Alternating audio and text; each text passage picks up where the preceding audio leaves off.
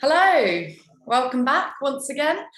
Now we're going to dig straight into the tech side of digital storytelling and hear from a panel of heritage sector experts who have experience of either creating, commissioning, or training others to produce stories with technology. And it's my pleasure to introduce the host for today's panel, the brilliant Chris Hall, who I work very closely with on this project as he's the marketing manager of Charity Digital. Hi, Chris. Hey, Grace, how are you?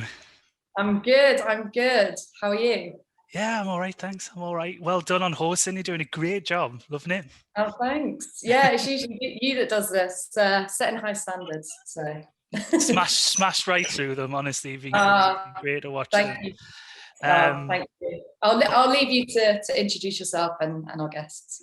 Lovely, thank you very much. Well, good afternoon, everyone. I think it is now just, and thank you for the lovely introduction, Grace.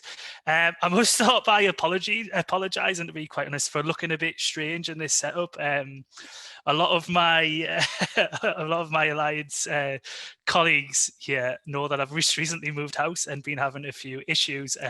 We've had a massive leak in the house this morning, so believe it or not, I have had to move out to the garage to deliver this panel today. So got all Wi-Fi network set up. So apologies for my terrible lighting, but I managed to get everything set up and we're here. So that's all that matters.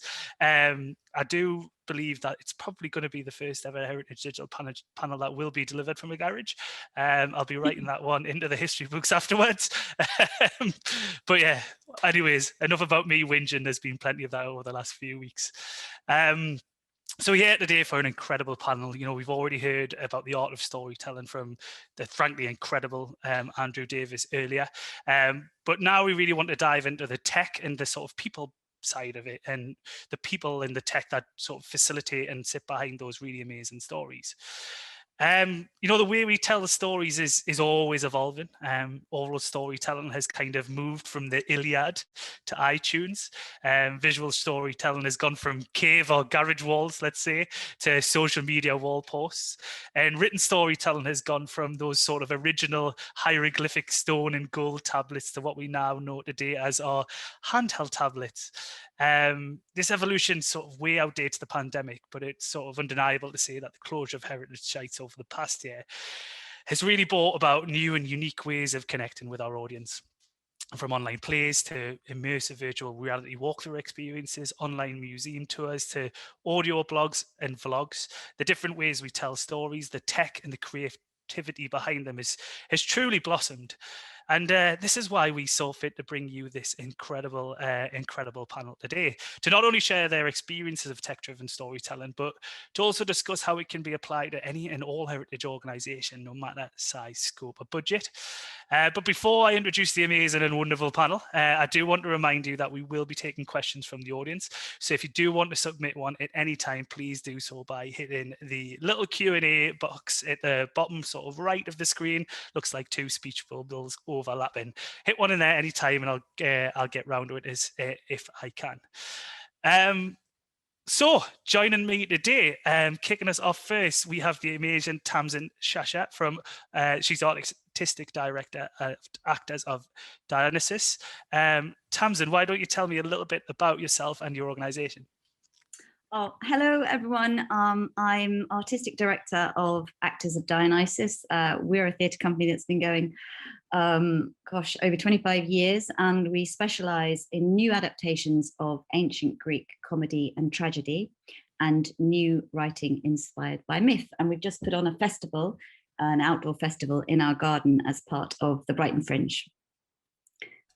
Brilliant. Thank you, Tamsin. Lovely to have you join us. Next up, we have Alec Ward. Alec, why don't you tell me a little bit about yourself and your organisation? Hi, everyone. Hi, Chris. So I'm Alec, Digital Skills Manager for Culture 24. And Culture 24 is a sort of small team. And we do a lot of work with smaller heritage organisations around all sorts, from digital leadership to digital storytelling. And sort of the focus, I guess, of the panel we're going to be talking about is our digital platform called Museum Crush, where we work with smaller heritage organisations to sort of help them create engaging story-led content. Brilliant, Alex. Thanks very much for that. Let's not give the game away too quickly.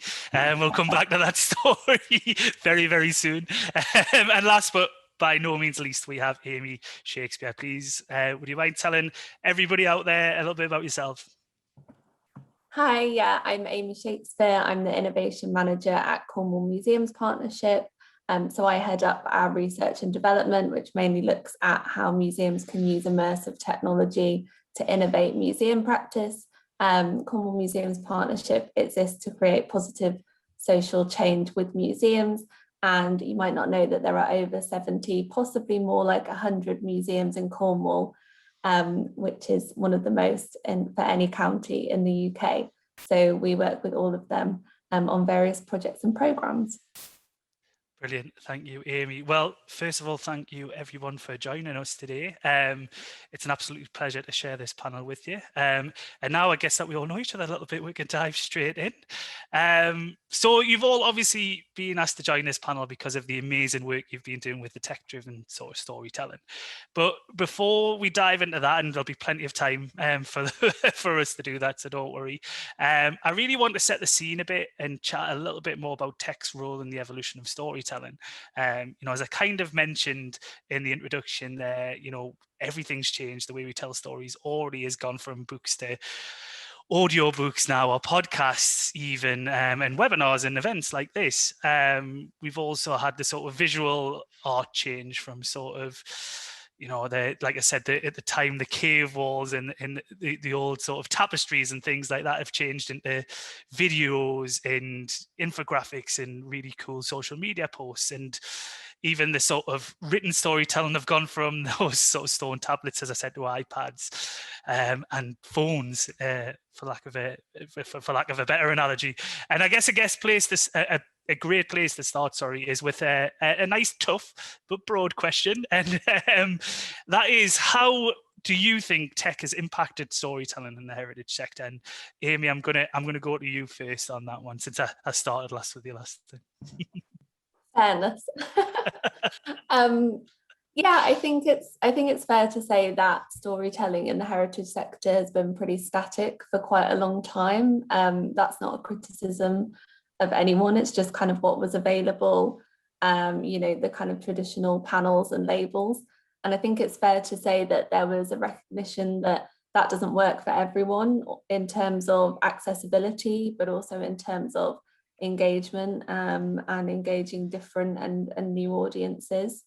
So I think that tech really enables us to try new forms of storytelling and new ways of engaging people. And I think we've always been traditionally seen as behind the curve on picking these kinds of things up. Tech is so prevalent in every aspect of our lives. The dog would start barking as I start talking. But I think what we He's obviously got something to say. He hears me talk about tech in museums a lot. I think we get a lot of comments about sort of how tech has the potential to bring history to life, and it sounds cheesy, but I think it's true.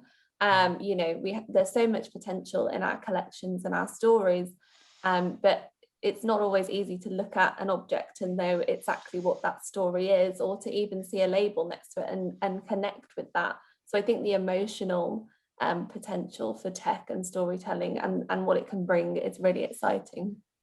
I love that. Yeah, I mean, as a marketer, it's all about building emotional connections. So, having tech be able to facilitate that connection can only bolster things, really. I'm going to continue in reverse order. Alec, over to you. Same question. How do you think tech has impacted storytelling in the heritage sector? Yeah, I think I'd definitely reiterate what Amy was saying about audiences. Technology has really increased the opportunity for heritage organizations to broaden their audiences, to reach more people, to reach them in new locations completely outside of their locality, which is always really exciting. And then also, it definitely has increased access for some people, but then there is also the sort of flip side around the issues of access around technology. And as Amy was saying, the heritage sector is definitely behind the curve when it comes to technology, and we're also behind the curve when it comes to ensuring that our technology is accessible. So So yeah, there's technology, there's great opportunities, but also things to make sure that we do and we do properly, and particularly when it comes to accessibility. And then I guess also technology, in a sort of very practical sense, it gives heritage organizations the opportunity to do stuff that's more engaging and potentially easier for people to use. So we work with a lot of heritage organizations, and some are looking at things like NFC tags for like near field communication, so that you can tap your iPhone on an exhibit and pop up new content, and QR codes and all of that sort of stuff. So it definitely opens up the spectrum of what heritage organizations can do, both online and in their physical settings as well. Yeah, absolutely. I think that's a really important point as well, especially as we kind of gravitate into what could potentially be a really strong hybrid working model in the future as well. The beauty of that allows you to not only reach your users or your audience, who will come into the heritage site itself, but also the ones who can't necessarily do that, and again makes it a lot more accessible. Yeah, great point. Tamsin, I'm glad to see you got the Wear Maroon memo. Thank you very much. The rest of it, you got the Wear Maroon memo. I like that very much. Oh, did you? I even got my hair dyed pink. Exactly. I love it. Do I get prize? Extra brownie points, that's for sure. How about yourself? What do you think about tech and its impact on Well, heritage? I agree entirely with Amy and Alec. It's revolutionized our approach to storytelling, I think, and it's had to make us think outside the box, because we've had this enforced period of kind of isolation and having to self-isolate, going way back to March last year. I just looked back on my phone at my diary, and I had all the events from the festival about to kind of kick off, and obviously the Brighton Fringe, that is, and Brighton Main Festival, none of them happened. And then I suddenly saw all of these online things that I was going to, and I'm thinking of particularly a show I saw, which is Kill the Cats, The House Never Wins. I don't want to advertise that particularly, but that was something that, because I hadn't really seen much online stuff, and then all of a sudden I was seeing all the National Theatre shows, which were out there and were free, but you could just make a donation. So, which some of them were absolutely brilliant. And that show, The House Never Wins, was an interactive game theatre piece. Now, I would have never, logged on to something like that. But and it was looking at self-isolation and the climate crisis, and in a kind of gambling scenario, which is, really sort of made you think outside the box. So I think it's really forced us all to really think outside the box, in what we come up with, and take artistic risk, which I think is a really, really good thing. Absolutely, no risk, no reward, is it? And I think the more creative, the riskier, and being a creative sense often drives the more creativity. I think I totally agree with the point. I think Andrew, I said this earlier at the point, I think Andrew Lloyd Webber missed a trick by not creating like the Netflix of musicals and theatre. Totally missed the trick in lockdown. And if I had any time or money for that fact, I might have given it a shot. But totally missed the trick. But yeah, I kept that one for myself so no one else could do it. But yeah, I'm going to stick with you now anyways, Tamsin, and take it one step further. And kind of, you mentioned a few already. Sort of what types of stories are you seeing being told by technology at the minute?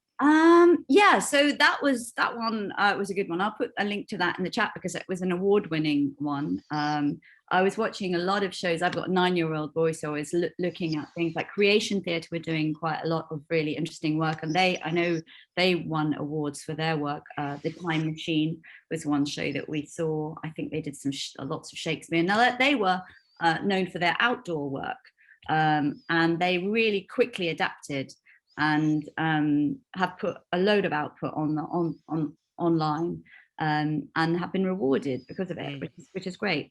And I saw a lot of the National Theatre shows, which I thought were great. We put our own work out as well, which we'll come to later. And some dance pieces from festivals that had been cancelled, but they still had some output. And Hilton Theatre did a production of some more successful than others, so it was really interesting. But you always learn from things which aren't successful, or maybe which have sort of problems attached to them. I think you can learn from everything. And And, you know, would we have got to see a live stream version of the Persians from Epidavros? Which for me was just like, oh, one of the most amazing things, because I was transported back, and I've been there before. But, you know, to actually be able to see that and live was incredible. Yeah. So you've mentioned a really good point there about learnings, and you know, my team here at Charity Digital are probably sick of the word. I mentioned it so much. If we're not learning, we're not changing, we're not adapting, we're not growing. So it's all about learning, and I think that's one of the things that we've truly learned through this rough patch of the last sort of year and a half, which is be bold, be brave, give it a shot, but make sure you learn from it as you go and adapt and improve. Absolutely. And all the things that we wouldn't have been able to continue doing. Like I've been doing on choir since last March, and we're now meeting together again. But we've been on Zoom, you know, for the whole time. And book clubs. I joined a book club during the lockdown. We've been doing that mostly online as well. You know, those things. So, you know, giving that sense of community, as long as you have that facility, that online technology at your fingertips, then I think it has created that community. Absolutely. And Alec, what about you? What are some of the stories that you're seeing being told by technology? Yeah, loads. I mean, as Tamsin already sort of discussed, the pandemic really forced heritage organizations to do a really quick pivot to delivering their content online. So just a few examples of the stuff that I've seen. The Migration Museum, they did a really excellent online exhibition called Heart of the Nation, which focused on the stories of NHS workers who are immigrants. And there's a really sort of excellent use of dynamic content and strong animations, and you know, just a gripping story. Loads of podcasts, like Egham Museum, they've got a great podcast called Egham Oddities, where they sort of look at specific objects within their collections that are a bit odd or eccentric. And Egham again actually did a really fantastic Twitter thread, which was almost like a choose your own adventure kind of style game, where it was based around Flora Saville, who was one of the first women to attend the Royal Holloway College for Women's. And it's basically like a choose your own adventure. So you sort of click on the different parts of the thread, and then eventually you'll either get found by the headmaster, or be told to go to class. And yeah, it's really, really well done, really interesting. And you know, some really fantastic virtual tours as well, like the Museum of London. They've been working with LGBTQ plus historian Sasha Coward. He's done a really excellent tour for them around their exhibitions, looking at video game collections and where sort of video games are inspired by sort of like museum objects and heritage objects. But I think I'd always take it back to the to like not necessarily focus on the medium, but focus on the story. Mm-hmm. And I think the best stories will always dictate the kind of technology that you're going to be using. That would be my one caveat. I think you're spot on, to be honest. I think that's absolutely right. You've got to identify what you want to do first, your goals, your strategy, and find the right tech to facilitate that. Absolutely spot on, yeah. What was the name of the charity again that did the Flora Saville stuff? Someone's just asking in the chat. It wasn't a charity, that was a museum. Sorry, museum. Egham Museum, E-G-H-A-M, Egham. Brilliant. Thanks very much, Alec. That was spot on. And over to you, Amy. What do you think? I know you've got a slightly different spin on what you do at your org. Without giving away the game and keeping the tension going, what other stories are you seeing? Yeah, I guess kind of I think about it, I've obviously seen the pandemic impact as well, but sort of thinking more broadly, there's a lot, especially with immersive tech, of the type of story being by recreating something that's no longer there. So that might be, you know, a ruin or something that you can no longer physically see, or recreating something that the visitor could never try, because something like VR can put you in that first person role of actually doing something and seeing something. So I think, again, going back to my previous point about, you know, telling stories in new ways that panels and labels and all of the traditional methods don't enable us to do, we've got really exciting possibilities with 3D scanning, 3D printing, being able to be tactile with objects, as well as the tech side of, haptics and VR and AR and things that are a bit more kind of traditionally digital. I think the potential for something like archaeology and sort of archaeological stories, not being an archaeologist myself, I find it very difficult to look at a sort of shard, which I'm sure tells me all sorts of things that I should know about that era. And I think I'm probably not alone in that. So I think the potential to kind of show that as it was, or recreate the object in some way. I think people go with tech to kind of the intangible or the on-screen or on-site, and actually there's a lot of potential that tech has for increasing, tactile experiences as well that shouldn't be forgotten. Absolutely. Thank you very much for that. I'm going to skip over the next question because I think we covered it. It was going to be what sort of technology, but I think we mentioned podcasts and, we mentioned all the AR, VR, that sort of stuff, as well as just the sort of more generic, all the things you can do with Zoom, at just a really basic level. So I'm going to skip past that and get to what the meat of what we're all here for, which is, the amazing stories and the amazing work that you've been doing. So I want to shift focus to that now. So Alec, I'm going to come to you first to kind of tell us a little bit about your project and the amazing storytelling work you've been doing with technology. Oh yeah, so Culture 24, we run a platform called Museum Crush, which was launched back in 2017. And the idea of Museum Crush is that it's an editorial platform for heritage organizations to share their stories with the public. So the way that we manage that is my colleague Richard, he's excellent, and he goes out to small heritage organizations, and he basically works with curators, volunteers, whoever has an interesting story to tell or an interesting collection object that they basically want to sort of like tease the story out of. He works with them, interviews them to find out what the meat of the story is.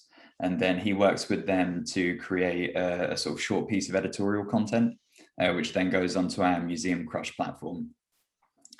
And the reason that I love the platform, I mean, there's plenty of reasons, but it's sort of like a two-pronged approach. So you've got the work that we do with the small heritage organizations, and you find that a lot of the time they sort of struggle to tell good stories and understanding what platforms they need to be using, understanding the necessity of like marketing and promoting the stuff that they're doing. So Richard really takes a very granular approach where he gets to talk them through the process, helps them to sort of create this engaging story content. And then you've got the other side of it, which is the sort of audience facing side, where we then promote the content through the platform and our social media channels. And so it reaches new audiences that those heritage organizations wouldn't have been working, sort of reaching before necessarily, through platforms that they might not have necessarily used before. So it's quite an interesting approach to sort of storytelling and the way that we approach creating the content. And what sort of results was it driving off the back of that? Obviously, it was a totally new way of reaching totally different audiences. What did you sort of see as a result? Yeah, so there's almost sort of like two results for us. There's the visitor numbers to the website. So I've got some statistics for you if you'd like. We get around about, yeah, there you go. We're going to go right into the stats. We get around 35,000 visitor sessions a month, which is quite high. And the dwell time, so I'll quickly explain what dwell time is for people who might not know. One of the ways to sort of understand how successful your content is on a website is to look at dwell time, and that's basically how long an individual spends on an individual web page. And the average dwell time is basically the average. So somebody who just comes onto the web page for a few seconds versus somebody who comes onto the web page and sits and reads your content for 10, 20 minutes, however long. Google Analytics then gives you that median, so you understand how long people spend on the platform. So on average, people spend around about 1.5 minutes to 2 minutes looking at the content, which is quite high, because quite often you'd expect a lower dwell time where people just sort of come and leave because they've come there from Google, or they've clicked a link that they didn't mean to. So there's lots of reasons why people would sort of come. So and over the course of the year so far, we've had around 214,000 visits. And usually sort of year by year, we get around 340,000.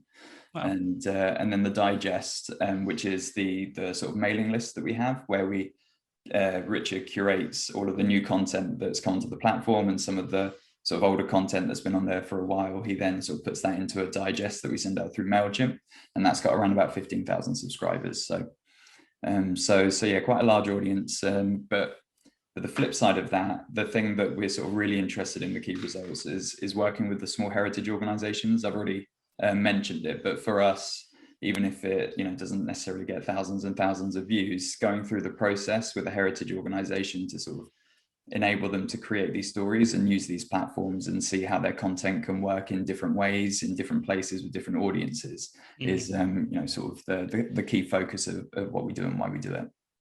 Love that. Win-win-win. Exactly. Absolutely. It's absolutely love that. And how do you think it'll sort of inform your sort of storytelling strategy going forward? What is the future looking like? Yeah, so it's a really good question. At the moment, Museum Crush is predominantly or almost exclusively written content and image-based content, and Richard writes the content with the heritage organizations, but the heritage organizations send us their high quality images that we then put into the content on Museum Crush. But we're really thinking about how we can sort of branch out the content types that we're using. So we're definitely thinking about doing more video. We're also thinking about how we can take the approach that we take to the content creation with small heritage organizations. And we're basically thinking about how we could use that approach through different mediums. So we're thinking about podcasting, for instance, and how we could take the approach that we use to create the written content to create podcasts. And then we're also thinking about using Instagram for short videos and TikTok for short videos as well. So there's a lot on the horizon. The main thing that we want to think about is how we can use what we're doing to also upskill and inform the organizations that we're working with. No, I love that. I think that's great. You sort of foreshadowed my next question, which was, are you going to think about podcasts and videos? Because we've been doing a podcast for a while now, and then we're starting to get really engrossed in the video world now. So starting to see that as a medium that's been highly sought after. So glad to hear that you're on that path already.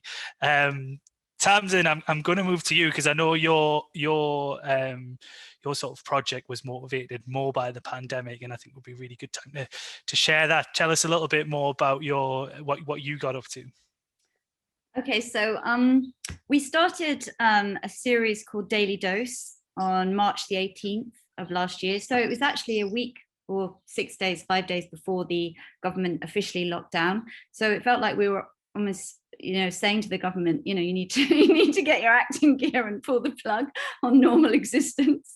So before we get into this enforced period of hibernation, which it felt like, and so and it was an offering on Twitter, Facebook. 2 minutes 20 seconds obviously is the maximum on Twitter to do a recording, and I just started to camera. Reading poetry or doing short pieces that I of performers that I played from all the different ancient Greek tragedies or comedies like Electra and Medea and Oedipus and Lysistrata, and things that I knew and things that the poetry, Roman and ancient Roman, ancient Greek, and also some new writing inspired by myth, because that's what we're known for. And I realized I had all this stuff in my head, and I thought, and it became, so I had to do every day. So it was like, so we went up to 100, and then we did, on the 100th one, we did a digital online festival for a weekend. So we did our own little festival from Friday to Sunday. Then we got speakers and people like Stephen Fry and Edith Hall, Mary Beard, and people who were interested in classics. We had Joe Pasquale as well do a lovely Roman poem.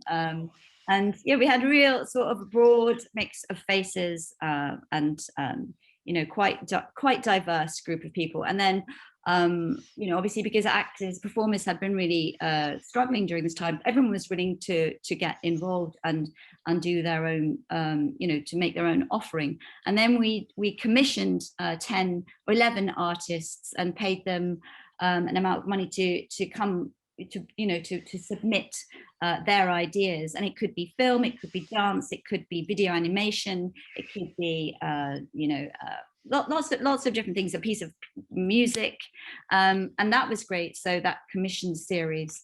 And then we are still going, not every single day because it was quite full on, but we are still doing what we call a daily dose. And I think it was just a way of, I found it comforting for myself. So maybe it was a bit selfish, I don't know, but people have really enjoyed it and engaged with it. So, yesterday we had a lovely reading from an academic in Ireland who read in English and Gaelic, and it was just beautiful. So I'm really pleased that that's still going. And then we also put out escape rooms. So I feel like the digital dinosaur in the room because I'm not digital native. So it was quite, initially I was doing it portrait with the camera balancing on an egg box. It's only recently I love that. I realized you could get something, could hold your phone. I'm so, but fortunately I have a 25-year-old, Catherine, who works with me. So she introduced other elements to our offering, including escape rooms. We had a really popular Leicester escape room, and that was released. We released all our productions as well that we'd recorded online for free from May to October of last year. And then Digital Theatre Plus approached us, which was great. So now they have a couple of our titles, which is great. And then we also applied for things like a choose your own adventure. There were lots of funds that you could apply for. We didn't get the choose your own adventure one, unfortunately, but it's made us think outside the box. And if it was just me doing it, I don't think I'd be able to do it. But because there's 25 years or more between myself and my general manager, we've got a two-pronged attack. Or three-pronged with Tess and no, that's great. Yeah, think outside the egg box in your case, I think, wasn't it? No, I absolutely love that because it epitomizes what has gone on in the sector. I think it's the try and will do attitude that is what we've seen so many organizations sort of gravitate into towards that next step, and we'll see it carry on from here on out. I know what sort of tech were you using to facilitate your a lot of your readings, and the escape room is one that particularly interests me. Oh gosh, Catherine's not here to explain actually how she managed that. Unfortunately, she's teaching away in France at the moment on a summer school, right. But she was responsible for the escape room. I don't know, iMovie. I'm not sure how she did it, to be honest. Incredible. If she that is incredible. But she's really, really very good in that department, and with Canva and all the kind of design work. I was just using my iPhone and recording and then editing. Sometimes we did edited film, but mostly it was just straight because it was every day. So it was quite a lot of to do it every single day, and it sometimes would get to the point where at the end of the day I thought I haven't done tomorrow's yet, and I've got to do it. So and it would be. Yeah, and sometimes I would do it outside with seagulls because I live in Brighton, so they take me all the time, and the weather, of course. And then I'd find different locations, take people out, when we're allowed out to the Downs, and obviously battling with the sound and those kind of issues. Yeah, exactly. I mean, you just kind of went over some of the key challenges there, but it's proof in the pudding that anyone with an iPhone can become a creator, can become a storyteller. Anyone with a smartphone, doesn't have to be an iPhone even. Anyone with a smartphone, a camera, they can become a creator, and you use the challenges to your advantage. In your case, as a performer, that make the seagulls part of the performance. It's more natural. You don't have to recreate them on a stage, but they're already there. So I think it's real proof and real credence to the fact that with a can-do attitude and the willingness to just go out and do it, you can kind of do anything you want. On that note, what was sort of the results you've seen off the back of the daily doses? Well, as you say, Digital Theatre approached us. That was mainly through putting the putting our stuff out there online for free. We've had a lot more followers. We've engaged with a lot of academics that we wouldn't maybe normally have. So it's increased our profile. We won an award, a Sussex Enterprise Award, and we were put forward for another one. So really good things, and people have engaged with us more. And then we were able to employ those artists, which felt really good. That was one of the loveliest things, actually, to give people some work and we had so much positive feedback on the back of that was great. So we put output there, which is there, you know, forever, and we put all of our work on YouTube, or we're still doing that, obviously, because it's daily. So that not many people really, I don't think that necessarily is the best platform, but it's just out there so that we've got it as a record. Yeah. And are you going to keep doing it going forward? Yeah, we are. I mean, we are still doing it. As I say, it's not every single day, because when we had the festival, we just had to focus on that, and we don't have like bags and bags of money, so we're just doing it as a But you know, we will still be you know, applying for funding for the other gaming things that we want to do. We did a production called Savage Beauty, which we did in October when the lockdown had lifted. That was a live thing, and we wanted to put that online. So, but that would take quite a bit of working out and funding. So we haven't given up on that one yet. Good. Please don't. No, some incredibly inspiring stuff. Thanks very much, Tamsin. And last again, but certainly not least, I'm honestly not doing it on purpose, Amy. You've got a great story about what you're doing with AR and VR and immersive tech overall. Please share it. Yeah, so we've been working on the WAVE project since 2019, which finishes at the end of this month. And it's been funded by the Coastal Communities Fund. And I always think it's quite helpful to say that it's an £800,000 investment, because often people are wondering how much these things are. But we're actually working across 5 museums in Cornwall and the Isles of Scilly to create immersive experiences. And the real sort of motivation behind it was economic growth.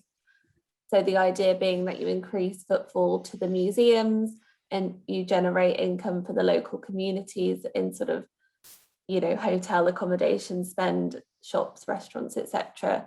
And looking at new audiences that we could attract in the shoulder season. So as you can imagine, Cornwall gets quite busy in the summer, especially this summer.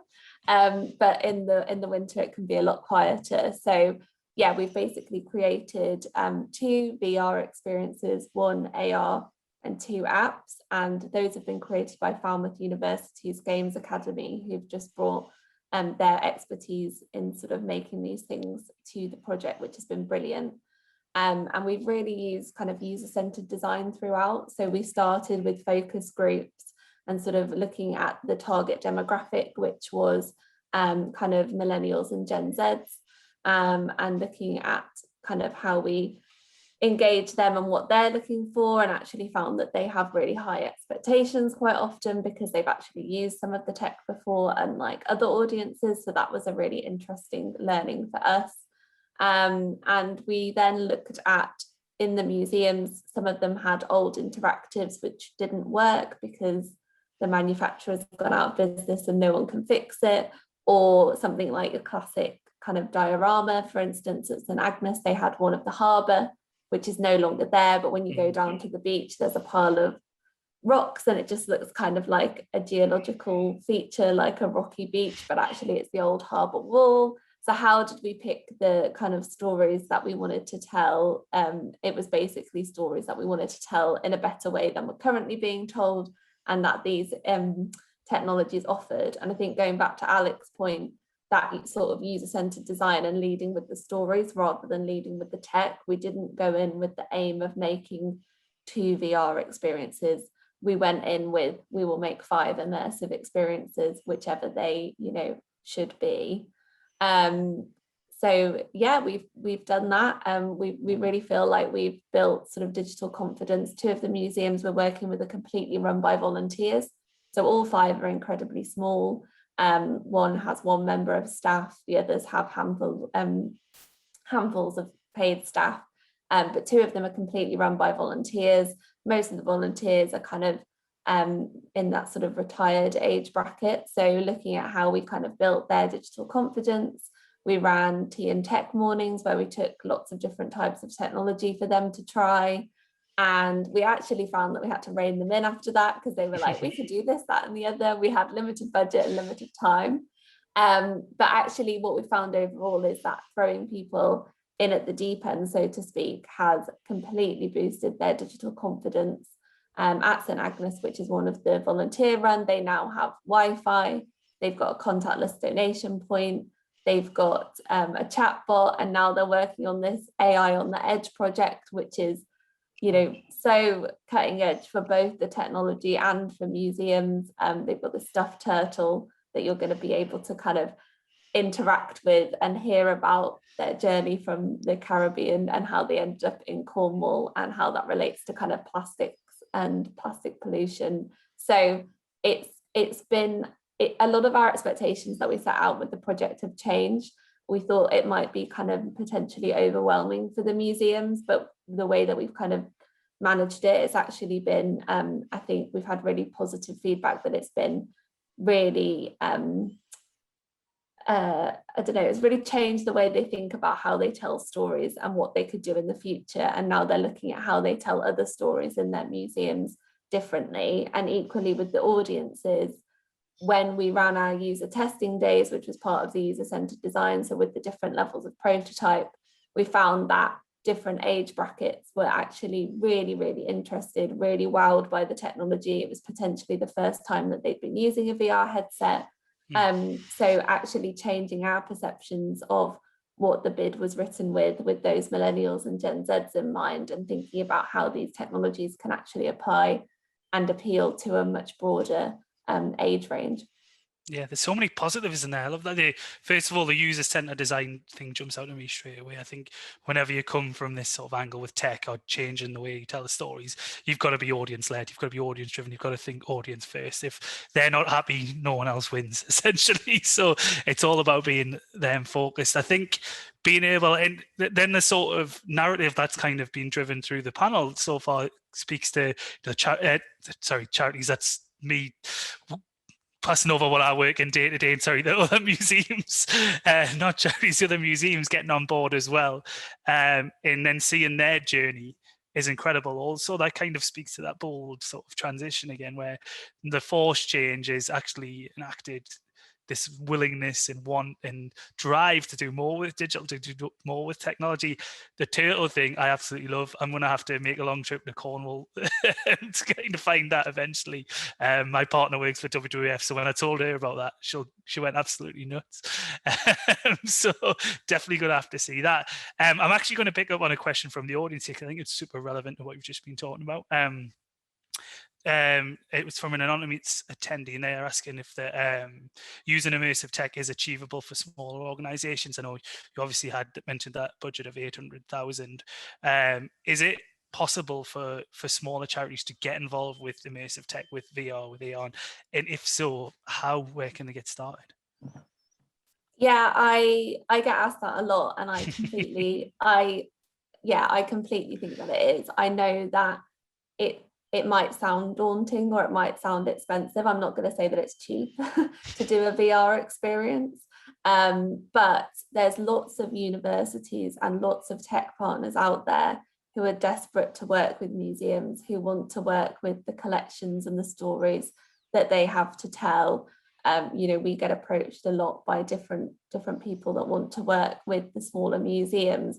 And I think smaller museums have an agility and a team of usually completely dedicated volunteers who are so passionate about telling the stories in better ways that actually they bring a lot to the project. And we have to really recognize the expertise that volunteers and museum teams bring that tech partners need. I think we go into these things thinking, oh my gosh, I know nothing about VR, I could never work on a VR project.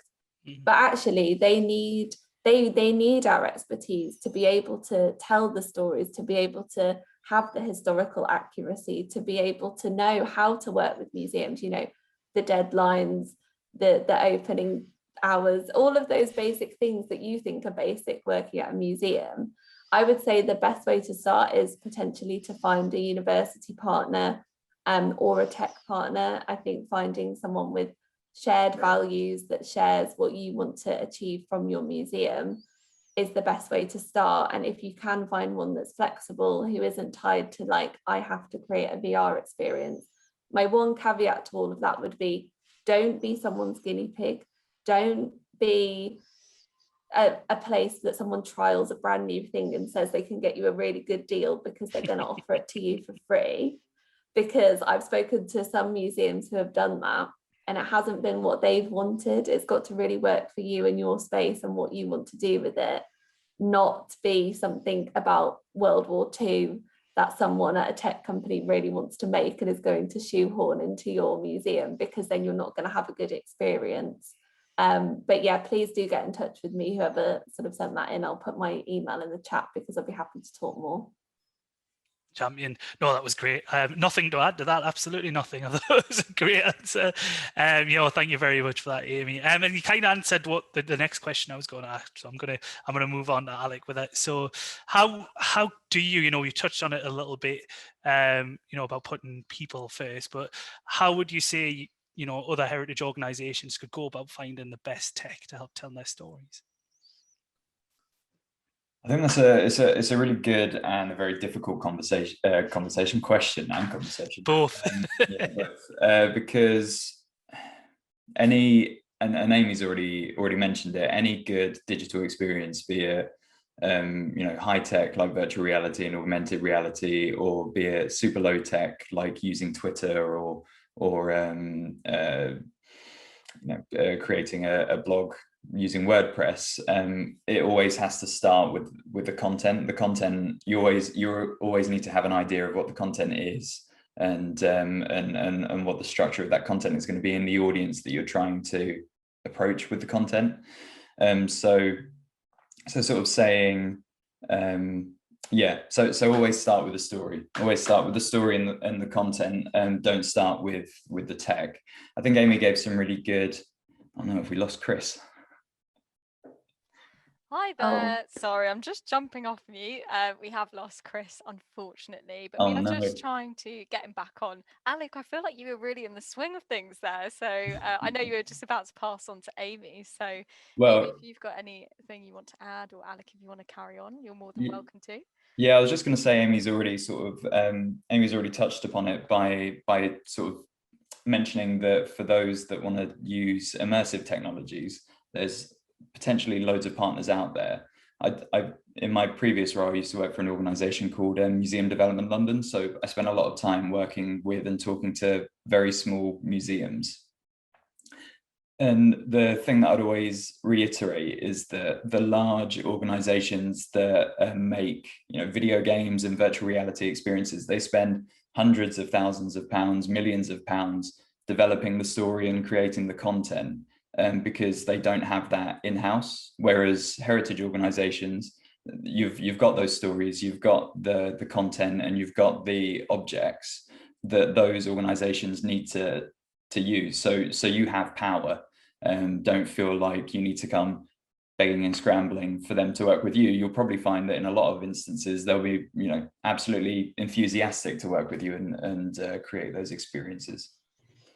Brilliant, thanks, Alec. I totally missed the start of that. I'm going to have to lie. The garage Wi-Fi kicked out, but I did catch the end, and it was amazing. Thank you very much. We almost got there, finish, and then it cuts out. But yeah, sorry, Vaughn. I'm going to go to you now. Have a worry about this, everybody. We can't see. Can you hear me? Yeah, Chris, unfortunately, you cut out again. So we did just turn your camera off just to help with that bandwidth.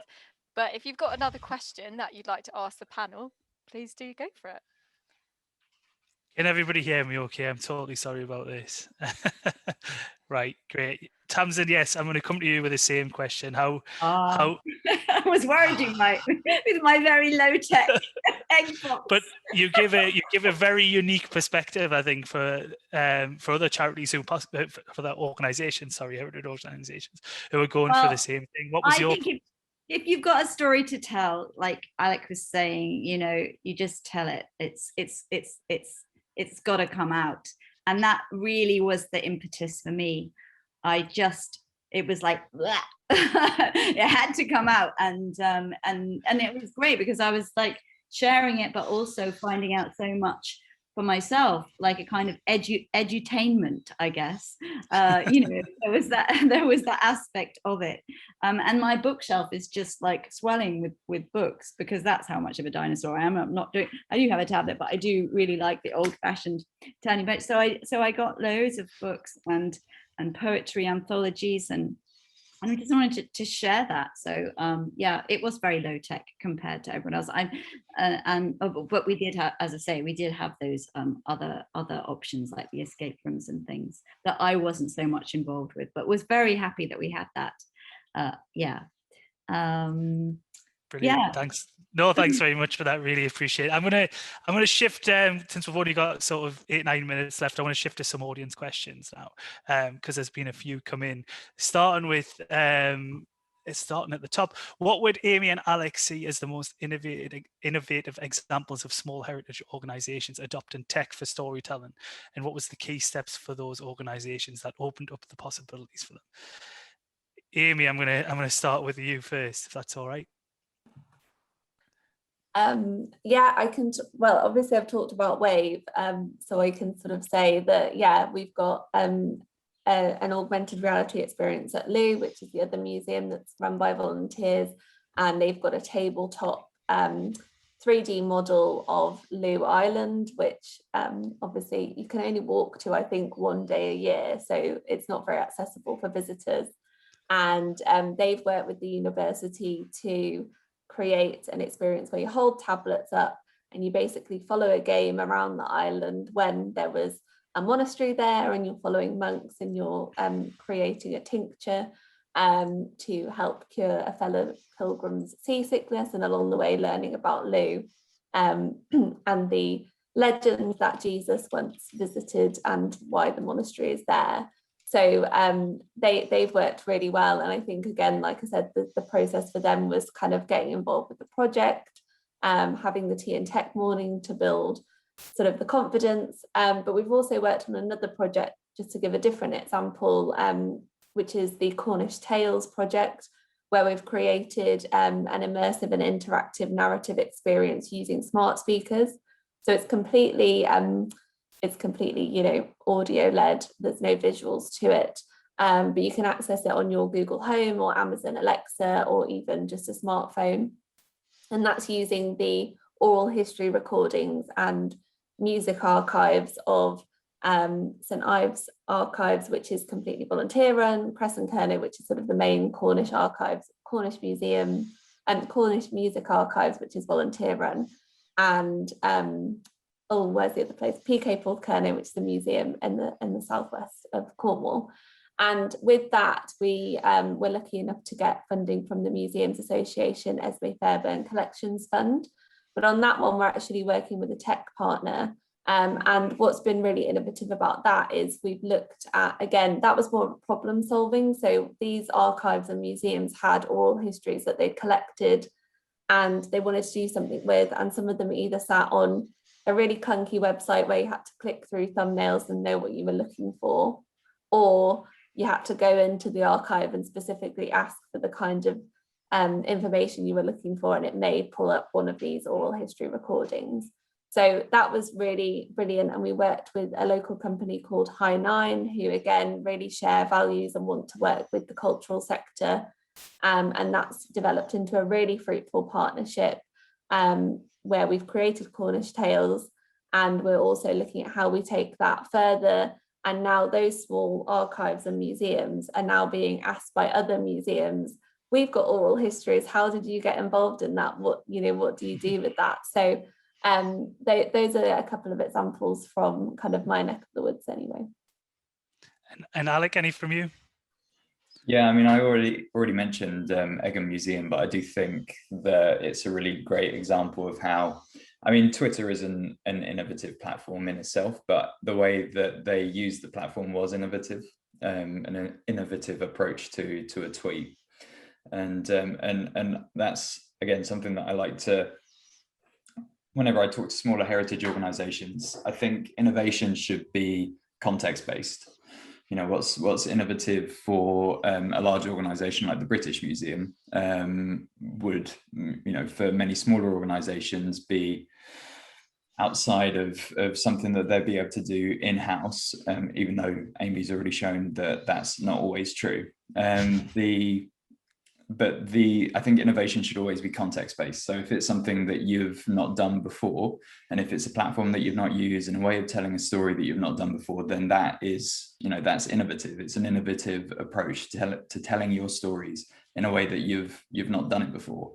And so you don't necessarily need to look at what larger organizations are doing and sort of dream, oh, I wish I could do that. It's more about thinking about the stories that you have and the things that are realistic for you to be able to do. So that's why I like the Egham Museum example, because it's a small heritage organization that's used a platform that's free to use and accessible for the majority of people in an innovative and an interesting way.